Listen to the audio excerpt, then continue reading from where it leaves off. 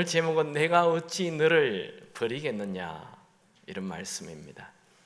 동네에서 망나니로 소문난 아들을 둔 어느 할머니가 계셨습니다. 그런데 어느 날 그 아들이 돈이 될 만한 것들을 다 챙겨서 집을 나가버렸습니다. 그리고 오랫동안 돌아오지 않았습니다. 할머니는 노심초사하며 아들을 기다리고 또 기다리고 기다렸습니다. 그러자 옆에서 그 모습을 지켜보던 옆집 아주머니가 말했습니다. 할머니, 그까짓 아들 없는 셈 치고 잊어버리세요. 그때 할머니가 대답했습니다.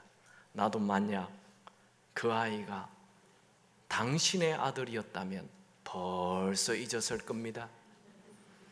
여러분, 부모는 자녀가 집을 나갔다 해서 자기 자녀를 절대로 잊어버리거나 버리지 않습니다.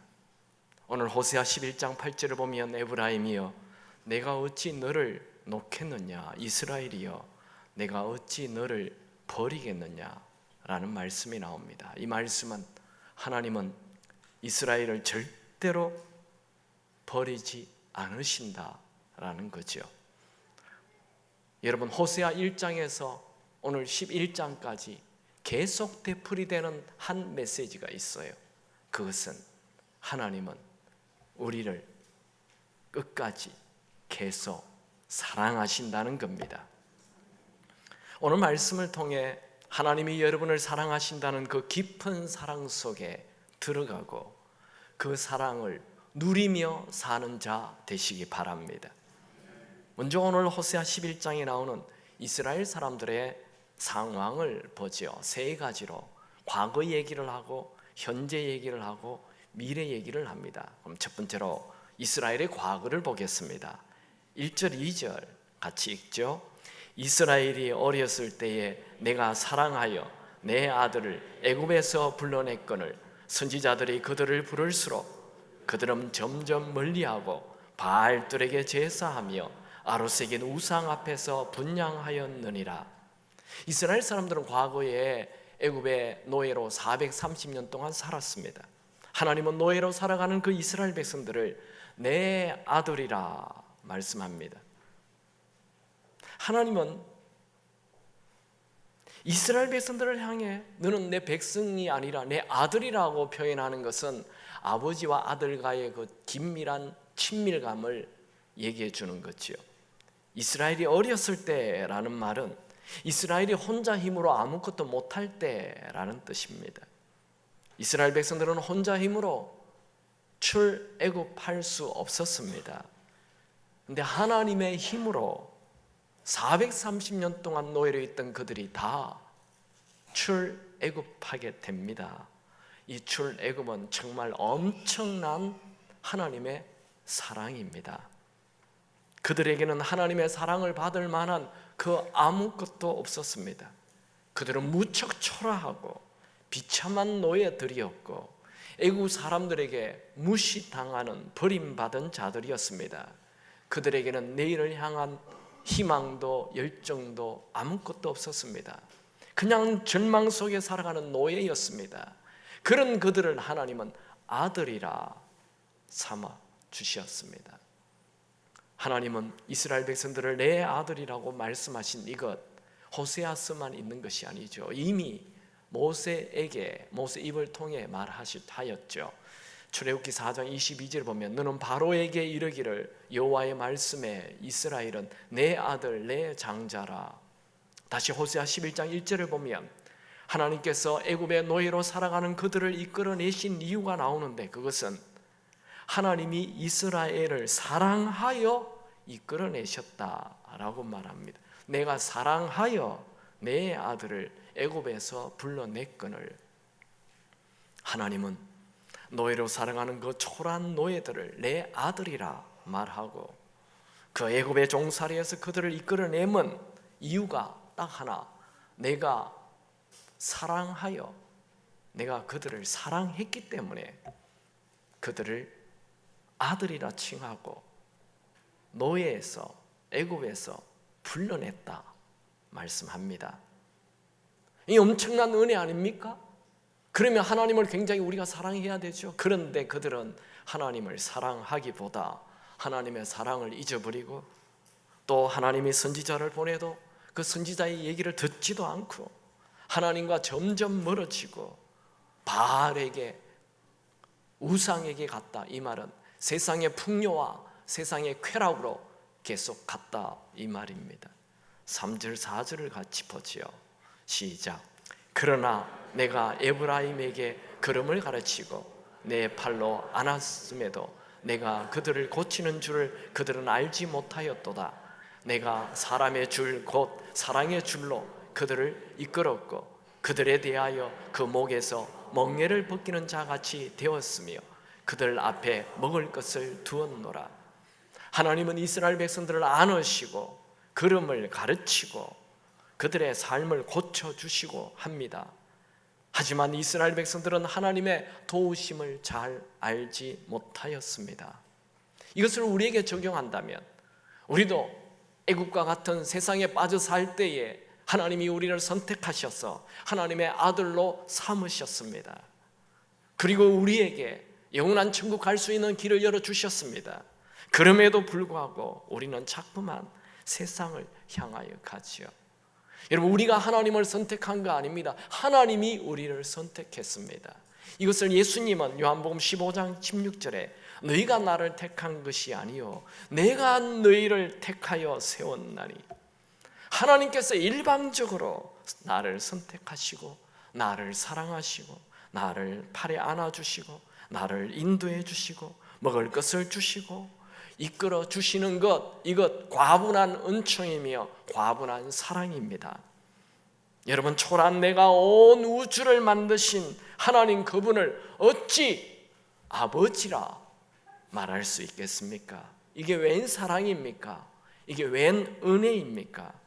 그럼에도 불구하고 그 사랑과 그 은혜를 모르고 사랑하니 정말 어리석은 자 아닌가요?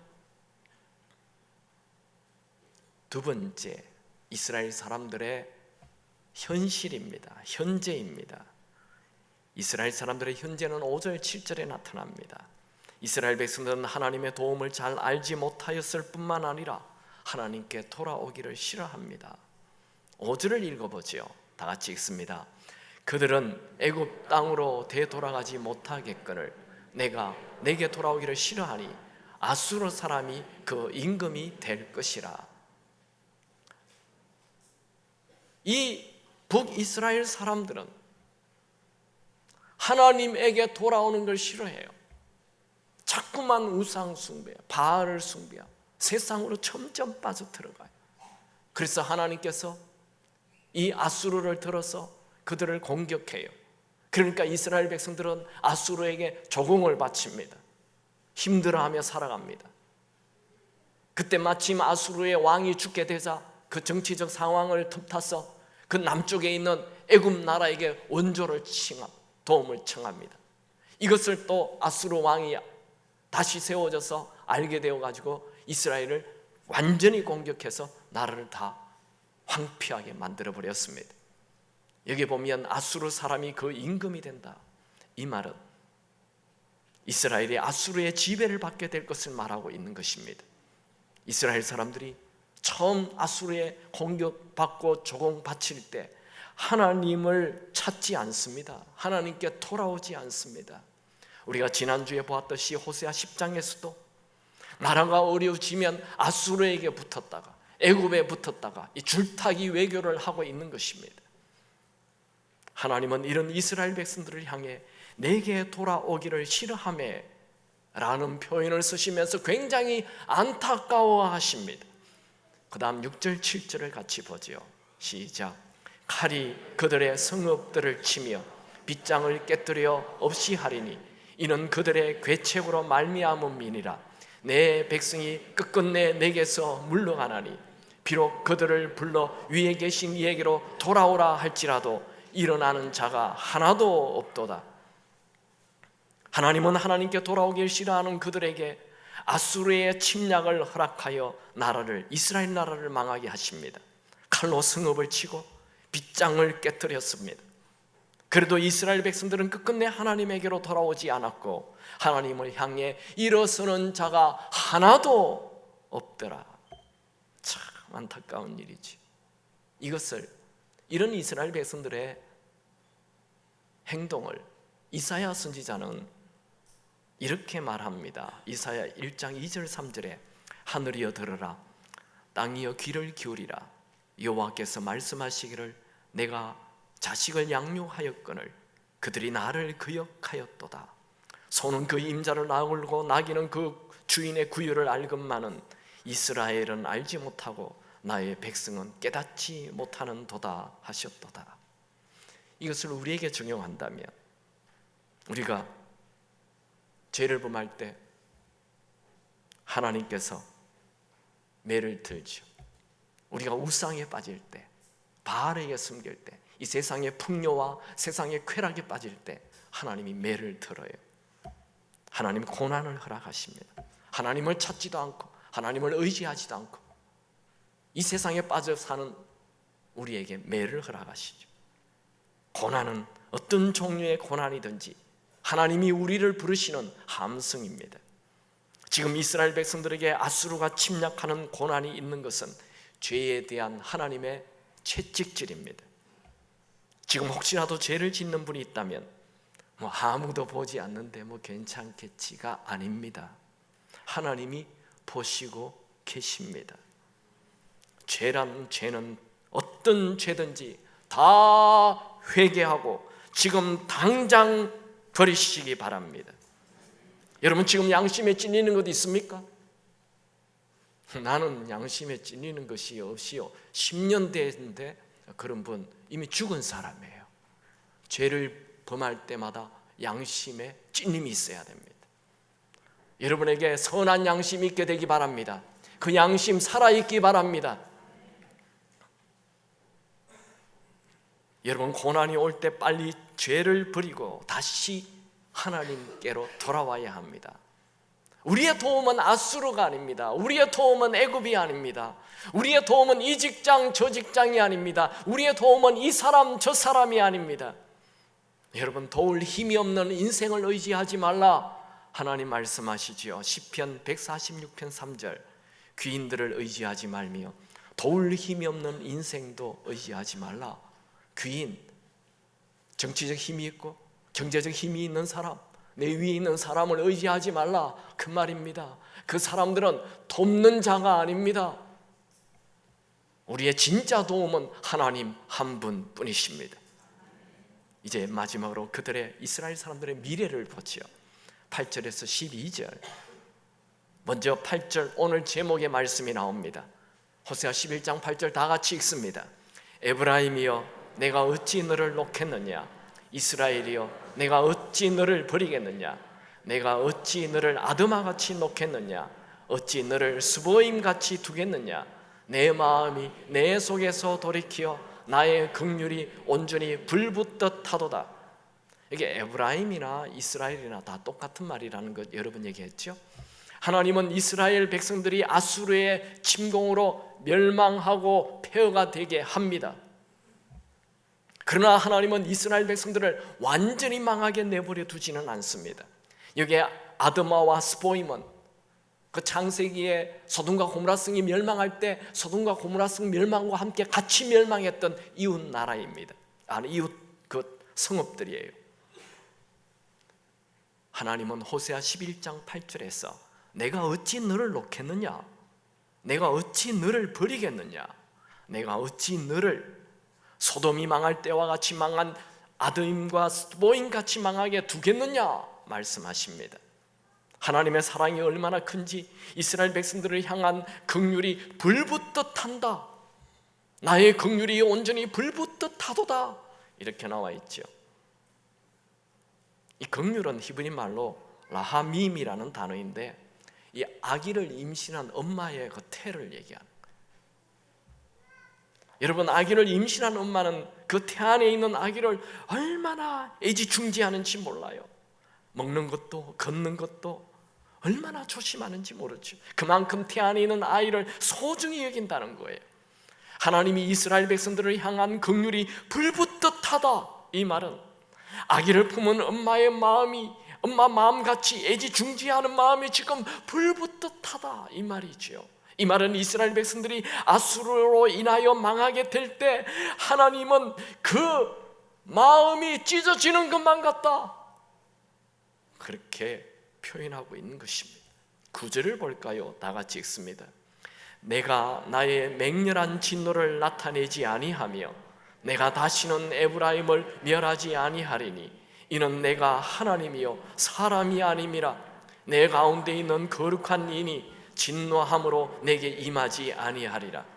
하나님이 이스라엘의 죄를 범할 때 잠시 징계를 하지만 영원히 멸망하게 하지는 않겠다는 거죠. 그 이유는 하나님이 사람이 아니라 하나님 때문이라 말씀합니다. 사람은 참는데 한계가 있고 기다리는데 한계가 있습니다. 그러나 온 우주를 만드신 하나님의 마음의 크기가 우리가 상상도 할 수 없을 만큼 크고 광대하시기에 한번 하나님의 자녀가 된 자를 결코 버리지 않으시고 망하게 내버려 두지 않으시고 절대로 포기하지 않는다는 것입니다. 이것을 하나님 아버지의 사랑이라, Father's love, 하나님 아버지의 사랑. 하나님의 자녀인 우리가 실패하면 자녀의 아버지인 하나님의 실패가 됩니다. 우리가 넘어지고 실패할 수 있지만 하나님은 넘어지고 실패하시는 분이 아닙니다. 그래서 하나님은 우리의 실패를 계속 내버려 두시지 않습니다. 이제 11장 10절을 보겠습니다. 시작. 그들은 사자처럼 소리를 내시는 여호와를 따를 것이라. 여호와께서 소리를 내시면 자손들이 서쪽에서부터 떨며 오되 그들은 애굽에서부터 새같이 아수르로부터 비둘기같이 떨며 오리리. 내가 그들을 그들의 집에 머물게 하리라. 나 여호와의 말이니라. 사자는 동물의 왕이죠. 사자가 한번 크게 울부짖으면 그 숲속의 모든 동물들이 갑자기 조용해집니다. 사자는 강한 자를 상징하는 거지요. 하나님이 울부짖으면 집 떠난 자녀들이 집으로 돌아오고 집에 머물게 된다고 예언합니다. 이것은 북이스라엘이 아수르에게 망하고 남쪽 유다가 바벨론에게 망하여 포로로 끌려가 고통의 시간을 보내고 있지만 하나님이 한번 명령하시면 모든 나라의 왕들이 이스라엘 백성들을 유대 땅으로 돌려보낼 것을 예언하는 것이지요. 이 말씀은 지금 이스라엘 백성들이 죄를 범하고 심판을 받고 있지만 하나님은 그들을 향한 새로운 기회를 준비하고 계신다는 것입니다. 여러분, 하나님은 지금 이스라엘 백성들에게 징계하심이 참 마음이 아니라 이스라엘 백성들을 향해 내 아들이라 말씀하시고 내가 어찌 너를 망하게 내버려 두겠느냐 말씀하시죠. 하나님께서 이스라엘 백성들을 징벌하여 바벨론 포로로 끌려가게 하심은 하나님의 본심이 아닙니다. 하나님께서 사랑하는 자들에게 매를 드심은 하나님의 본심이 아니죠. 예레미야 예가 3장 33절에 주께서 인생으로 고생하게 하시며 근심하게 하심은 본심이 아니시로다. 혹시 지금 여러분 중에 큰 질병으로 고통 중인 분이 있습니까? 부부 사이에 심각한 문제가 있습니까? 부자 사이에 심각한 갈등이 있습니까? 재정에 큰 압박을 받고 있습니까? 두려워하지 마십시오. 하나님은 여러분의 미래의 회복을 준비하고 계십니다. 지금의 고난이 끝이 아닙니다. 하나님은 이미 여러분을 위해 새로운 일을 준비하고 계십니다. 여러분, 지금 여러분의 인생이 다 망친 것 같습니까? 내가 하고 있는 일이 다 헛송세월을 보내고 있는 것 같습니까? 그러나 낙심하지 마십시오. 하나님은 시간을 다스리시는 분이십니다. 하나님은 여러분의 미래에 새로운 길을 예비하고 계십니다. 저는 오늘 호세아 11장을 통해 한 가지 메시지를 전하고 싶습니다. 그것은 하나님 아버지의 마음, Father's love, 하나님의 사랑입니다. 여러분, 우리는 가끔 영화나 드라마를 통해 그 직장도 없이 그냥 흙수저로 일시직을 하며 초라하게 살아가는 한 청년에게 어느 날 갑부가 나타나서 내가 너의 아버지라 밝힐 때 그 청년이 막 그냥 자기 얼굴도 때리고 살도 꼬집고 이게 생신이냐 꿈인가 하는 것을 볼 수 있습니다. 물론 드라마죠. 여러분, 만약 우리 아버지가 세계 최고의 갑부 빌 게이츠라면 우리 살을 꼬집고 놀라지 않을까요? 호세아 선지자는 북이스라엘의 마지막 선지자예요. 이 북이스라엘이 포로로 끌려갈 때 마지막으로 그는 말하고 있습니다. 그때 하나님이 대신 말해주는 거죠. 뭘 얘기하십니까? 호세아의 입을 통해 우리에게 주시는 메시지는 하나님과 우리의 관계가 아버지와 아들의 관계라는 거예요. 여러분, 하나님이 내 아버지란 사실은 정말 자다가도 벌떡 일어나서 춤을 출 수 있는 사건입니다. 온 우주를 말씀 한마디로 창조하신 그분이 내 아버지라니. 여러분, 하나님 아버지는 이 세상의 그 어떤 아버지와도 비교할 수 없는 분이십니다. 우리 주변에 이야, 저분은 참 좋은 아버지구나, 이런 분들 가끔 있죠. 못 보셨나요? 여러분이 그런 아버지입니까? 여러분이 평생 살면서 본 최고의 아버지라고 여겨지는 그분보다 우리 하나님 아버지는 수천 배, 수만 배, 수억 배 더 좋으신 분이십니다. 아니, 그 사람이 아무리 좋은 아버지의 역할을 하고 모습을 보여줬다 해도 하나님의 사랑에 비한다면, 하나님의 사랑이 저 태평양의 바닷물과 같다면 그 사람의 사랑은 그저 한 컵의 물, 아니 한 방울의 물도 되지 않을 것입니다. 하나님의 사랑은 우리를 위해 자신의 아들 예수를 십자가에 죽게 할 만큼 큰 사랑입니다. 그 예수가 그냥 평범한 아들이 아니지요. 온 우주를 만드신 그 성자 예수님, 그분이 더럽고 추한 나를 위해 죽도록 하셨다고요? 하나님의 사랑이 얼마나 큰지, 예수를 나를 위해 죽게 하셨어요.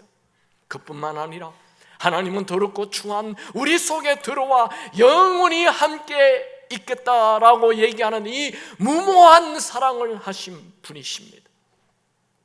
우리를 향한 하나님의 사랑은 우리의 머리로 도무지 이해할 수 없는 온 우주보다도 크신 사랑이십니다. 여러분, 하나님이 내 아버지라면 나는 초라하게 살 이유가 없습니다. 하나님이 내 아버지라면 열등감을 가지고 살 이유가 없습니다. 하나님이 내 아버지라면 미래에 대하여 불안해할 이유가 없습니다. 미래에 대하여 두려워할 이유가 없습니다. 문제는 하나님이 내 아버지라는 사실을 믿지 않는 거예요. 교회를 다녀도 믿지 않아요. 하나님이 내 아버지라는 걸 믿지 않아요. 내가 하나님의 자녀라는 걸 믿지 않아요. 그러니까 매일 염려, 근심, 걱정, 두려움, 불안 속에 살아가는 거 아닙니까? 하나님이 여러분의 아버지면 여러분이 왜 염려, 근심, 걱정, 불안 속에 살아갑니까? 내가 하나님이 내 아버지라는 걸 믿지 않았어. 여러분, 하나님이 여러분의 아버지인 것 맞습니다. 여러분이 예수님을 구세주로, 예수님을 여러분의 주인으로 모셨습니까? 그렇다면 여러분은 하나님의 자녀가 맞아요. 성경에 있잖아요. 요한복음 1장 12절에 영접하는 자 곧 그 이름을 믿는 자들에게는 하나님의 자녀가 되는 권세를 주셨으니, 여러분을 하나님의 자녀 되게 하신 분은 하나님이십니다. 여러분을 세상이라는 애굽에서 끌어내어 하나님의 자녀로 삼으신 분이 하나님이십니다. 여러분을 예수 믿게 하고 하나님의 자녀가 되게 한 것, 이 하나님의 일방적인 사랑이십니다. 우리가 하나님을 찾은 것 아니죠. 하나님이 우리를 찾아오셨어요. 이것은 다른 종교에서는 찾아볼 수 없는 일이죠. 하나님이 인간을 찾아왔어요. 호세아가 음란한 여인을 찾아가서 계속 구애를 하듯 신이신 하나님이 더럽고 추한 나에게 찾아와서 계속 나를 사랑한다고 말씀하고 있습니다. 이게 웬 사랑입니까? 하나님이 나를 사랑하는 사랑은 놀랍고 경이롭고 믿을 수 없는 일입니다. 아무 소망이 없는 나에게 찾아오셔서 사랑한다고 말씀하시고 나를 아들로 삼아 주셨습니다. 하나님의 절대적인 은혜로 하나님의 자녀가 된 우리는 집을 나간 탕자처럼 하나님의 사랑을 받아들이지 않고 하나님의 사랑을 거절하고 자꾸만 세상을 향해 나갑니다. 하나님이 불러도 거절하고 하나님을 떠나갑니다. 결국 탕자처럼 재산을 다 잃어버리고 결국 우리 인생 다 낭비하고 거지가 되어 돼지우리 속에 들어가는 비참한 신세가 되고 맙니다. 하나님의 사랑을 거절하고 하나님을 떠나 사는 삶 자체가 다 버리고 저주입니다. 하나님을 떠난 사람은 사는 것이 사는 것 같지가 않습니다. 아무리 많은 것을 다 가져도 공허할 뿐입니다. 아무리 좋은 집을 짓고 살아도 집을 쳐다보면 돼지우리와 같습니다. 하나님께서는 하나님을 떠나 사는 자들에게 매를 드시죠. 하나님께서 하나님을 떠나 사는 자들에게 매를 드시면 그 아들이 고아가 아니라는 증거입니다. 사랑하기 때문에 매를 드는 거죠. 때로는 질병으로, 때로는 사업이 망해서, 때로는 인간의 배신으로, 때로는 사고로, 때로는 감옥으로, 때로는 우울로, 때로는 외로움으로, 때로는 공허함으로, 때로는 포로로 끌려가도 가는 것, 이것 다 매를 드시는 거죠. 여러분, 죄를 멀리 하십시오.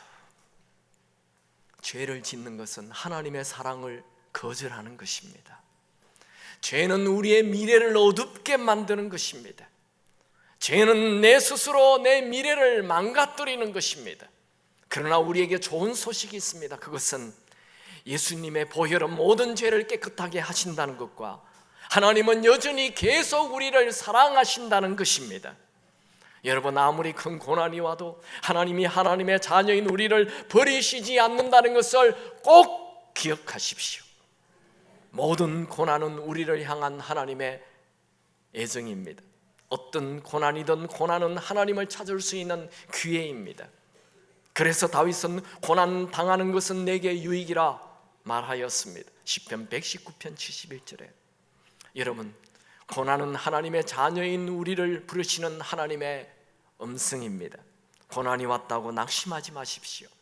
하나님은 이스라엘 백성들이 하나님을 떠나 살자 아수르에게 망하게 하시고 바벨론 포로로 끌려가게 하십니다.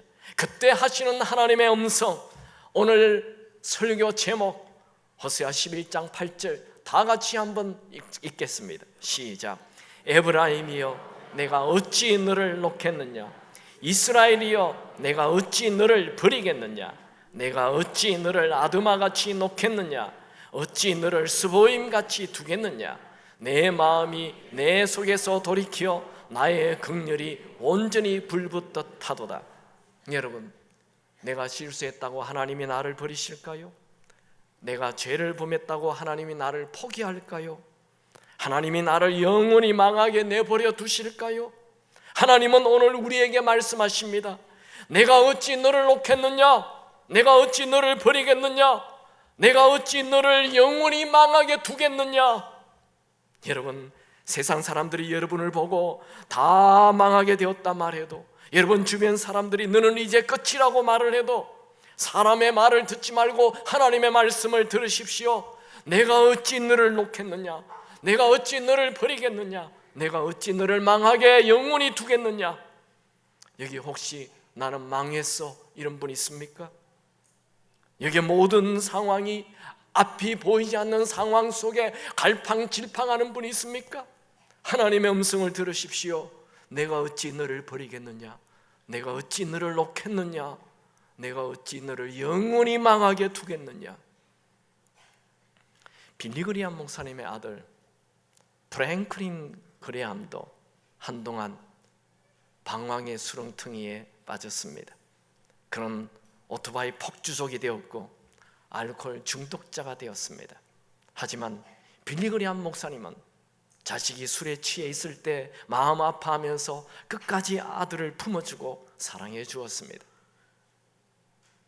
이런 아버지의 사랑에 감동을 받기보다 오히려 미안한 마음이 앞서 대학 시절에 그는 이런 메모를 남기고 집을 떠납니다.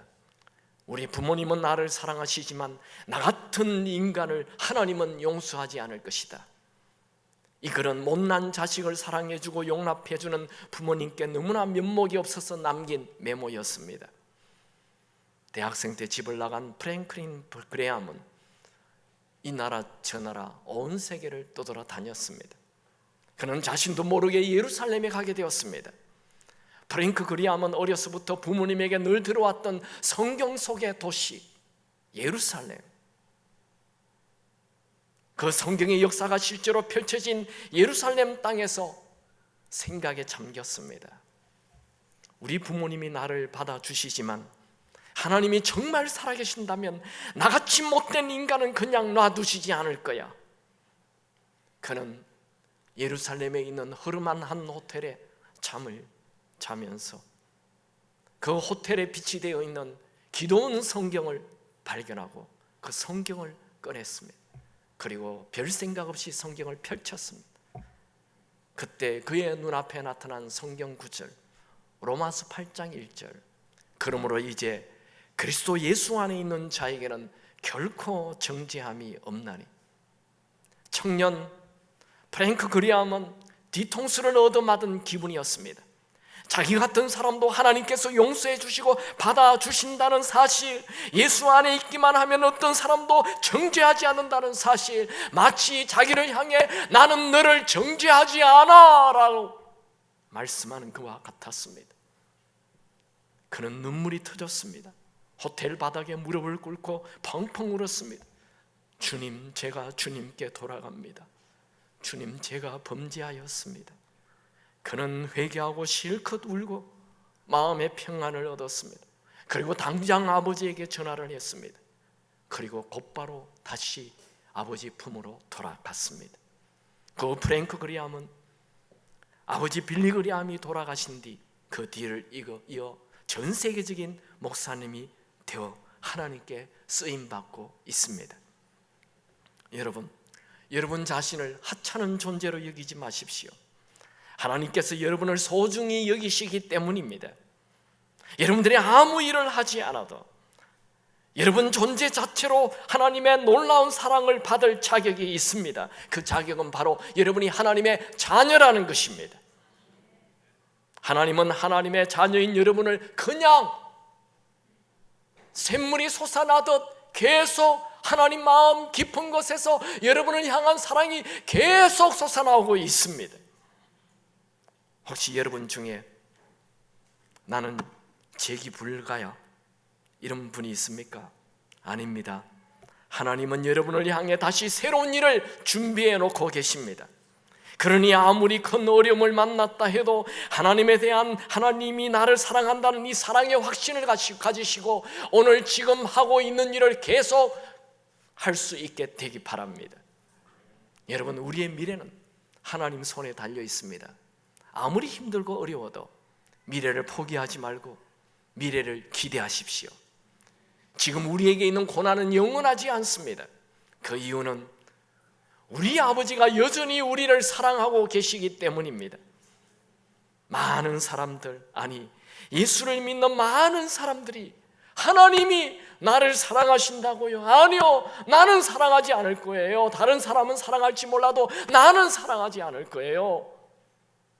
나는 내 죄를 알거든요. 아닙니다. 그것은 사탄이 주는 거짓말입니다.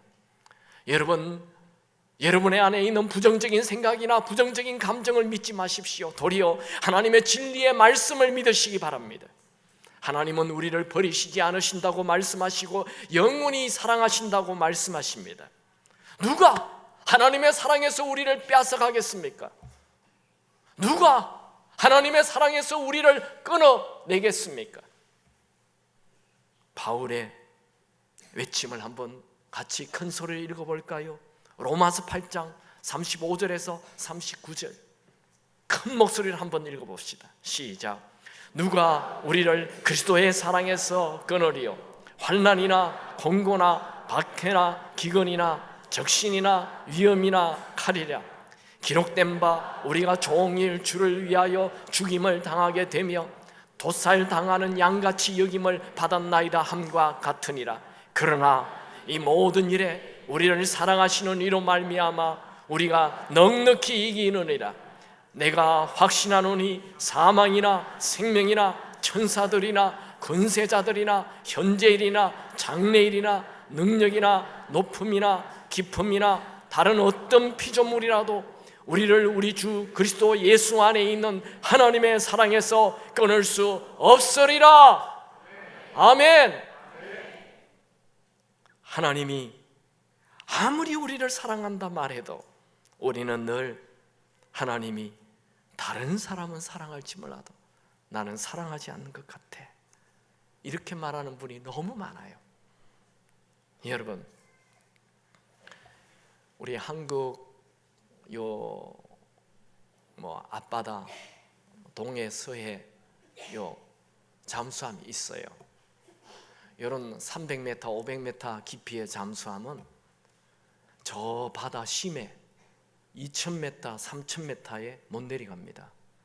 거기 가면 수압이 너무 세기 때문에 2000m, 3000m 정도 되는 곳에 다니는 잠수함은 특수 강철이에요. 굉장히 두꺼운 강철로 해야만이 그 2000m, 3000m 잠수함이 견딜 수 있는 거예요. 그런데요, 이런 깊은 2000m, 3000m 그 두꺼운 강철로 특수하게 만든 그 잠수함도 잘 견디지 못하는 그런 높은 압력 속에 물고기들이 살아요. 그 물고기는 두께가 강철이 아니고 1cm도 안 되는 피부를 가지고 있어요. 근데 그 물고기가 어떻게 2000m, 3000m의 그 수압을 이겨냅니까? 그것은 그 물고기 배 안에 밖에 있는 압력보다 더 센 압력을 가지고 있는 거예요. 내면의 세계가 밖에 있는 것을 다 이겨낸다, 이 말이에요. 여러분, 우리가 이 세상을 살다 보면 생각지 않았던 어려움과 고난과 환난과 위기가 얼마든지 일어날 수 있어요.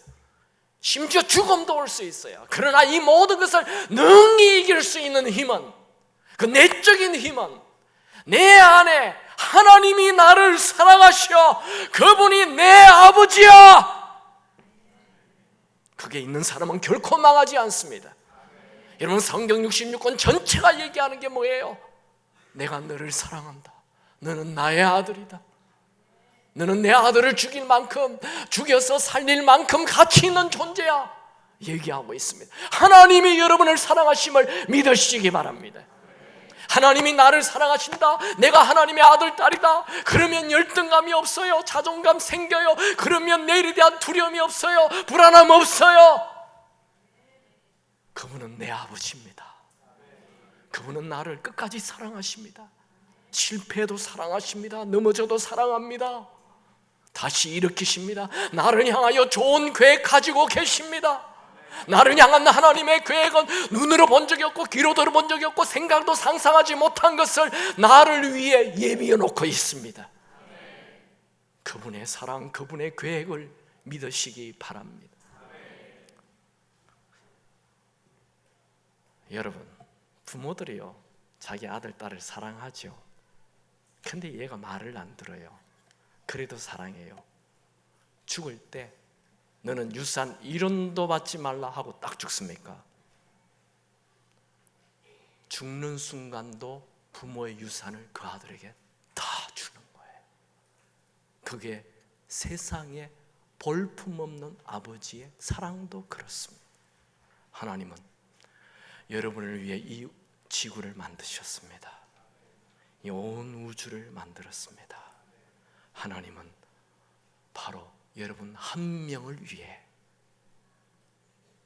여러분은 하나님의 아들과 딸입니다.